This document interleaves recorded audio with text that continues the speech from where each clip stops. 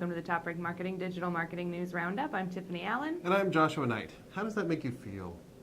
I have so many feelings. I know you do, and I don't want to talk about any of them.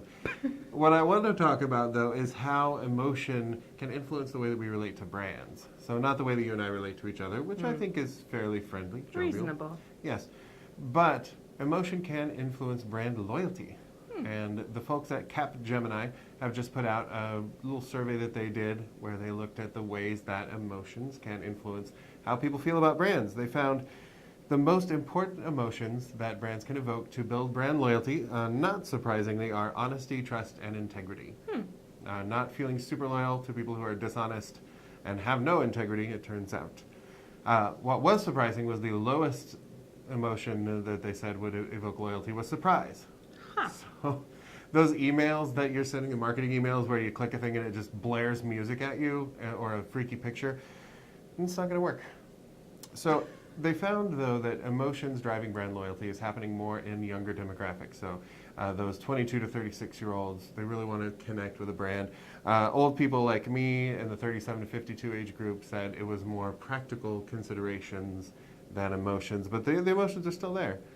I also thought it was interesting the things that brands can do to inspire said loyalty. One, reciprocating loyalty to your customer, so giving them some differentiated experience, some preferential treatment. Personalization is something we talk about all the time, knowing who the people are, interacting with them on a personal level, and providing multiple ways to interact with a brand. It makes sense. If you're not available, then you're not going to inspire that kind of emotional connection. So more than, snarky tweets or even rap battles, sadly, honesty and integrity are going to win the day. I guess. In the related news, actually, poor personalization and lack of trust cost U.S. organizations $756 billion. I don't believe it. Last year.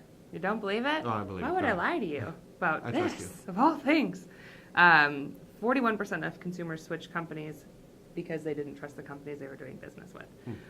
So, of course, without deep customer insight, companies can't deliver the experiences that their customers want, which leads their customers to switch.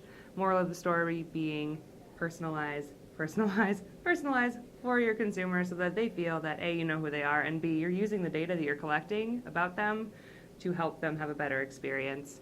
43% of U.S. consumers are more likely to shop with companies that always personalize experiences. So keep that in mind as you're collecting user data, as you're having folks fill out forms and demo requests and actually purchasing from you, understanding where you're getting that data, how you're using it, and using it in a way that's going to delight them in terms of experience will have them come back. If not, you're risking quite a bit of financial gains in the process. I think it's that Amazon effect. Every time I log on to Amazon, it knows exactly who I am, what I'm looking for, what I was looking at. I found if I'm clicking on a link that's like, check out this ridiculous product on Amazon, I have to use an incognito window because otherwise Amazon just thinks I'm weird. But they are learning and they're customizing the experience, and I think that's good for everybody. Yeah, I get a lot of stuffed unicorns and cat food kind of related stuff. I don't know what I'm doing on Amazon, but I'm doing it wrong. Okay, so for Christmas I am buying you a unicorn stuffed with cat food, and over time, please don't. Yeah, Oh, it'll it's be so good. gross. So people like personalization. You know what else people like? 280 characters on Twitter. Oh, Who knew? I didn't. I was not looking forward to it. I don't know that I'm enjoying, I don't even know if I've noticed it in reading tweets, but in writing them I have noticed going, oh wait, I don't have to panic about just, abbreviating this thing down to nothing. So, maybe it's happening. So people were super upset about it. Turns out that Tweetpocalypse has been kind of canceled. This analysis firm called Social Flow tracked 30,000 tweets. They saw that those that were longer than 140 characters were getting twice the retweets, the cat treats, stuffed unicorn. Fair enough. Twice the retweets and almost double the likes, too. Interesting. So people are digging it. Twitter says its internal data suggests, though they declined to share any numbers, that people who are writing those longer tweets are getting more followers, they're getting more likes and retweets, and in general, they're just spending more time engaged with the platform. So Interesting. I guess that's the people wanted the longer tweets, and they didn't even know it. I predict a long tweet in my future. I'm going to push for 560 characters. I will not stop until I can put all of War and Peace in a single tweet. I don't believe you, and I think that's kind of kind of a long way away. That's going to hurt your loyalty to me that you don't believe me. Well, that's fair. Speaking of predictions, which I cleverly brought up, Please do. customer data is helping marketers predict the future. Huh? I think you mean the future. The future. Predictive analytics, as I'm sure you know, is the use of statistical data and advanced analytics to predict future events in terms of customer behavior. You collect the data, you report on it, you analyze it, and then finally you deploy that data into a way that helps you predict your customers' future actions and meet them where they want you to be. A Forbes Insight survey actually said that the use of predictive analytics will deliver positive ROI by as much as 25% by the 86% of executives that were using it.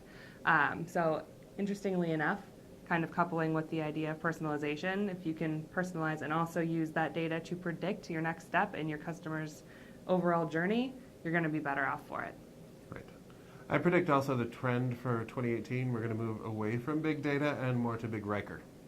What is that? Shout out to my nerds out there. Thank you. I don't understand. That's okay. I surprised you, though, and that means you're going to be slightly more loyal to me. Fair point.